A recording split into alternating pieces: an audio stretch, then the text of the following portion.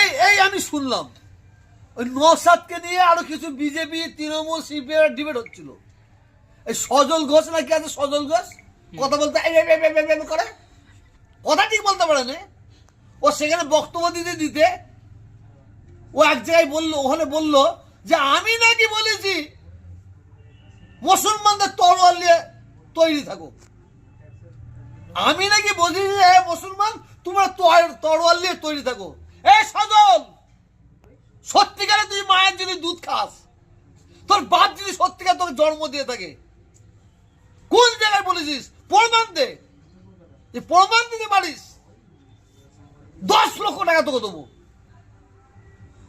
এইভাবে হিন্দু মুসলমানের মধ্যে দাঙ্গা লাগাবার কথাবার্তা, এইভাবে দাঙ্গা লাগানো। সজল ঘোষকে আমি উদ্দেশ্য করে বলছি, এইভাবে হিন্দুদের উত্তপ্ত করা যাবে না। এইভাবে উত্তপ্ত করে হিন্দু মুসলমান লড়াই লাগানো যাবে না। আমি কোন জায়গায় বলিনি, এক জায়গা তো বলিনি।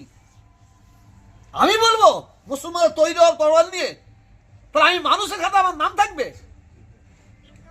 যারা পশু, যারা জানোয়ার, যারা অমানুষ, তারা হিন্দু মুসলমানের দাঙ্গা লাগাবার কথা বলে। আমি এ কথা কোনোদিন বলতে পারি। সজল ঘোষকে 10 লক্ষ টাকা চ্যালেঞ্জ করলাম যে কোন জায়গায় আমি বলেছি মুসলমানদের তৈরি হওয়া তরোয়াল নিয়ে, প্রমাণ করে দিক।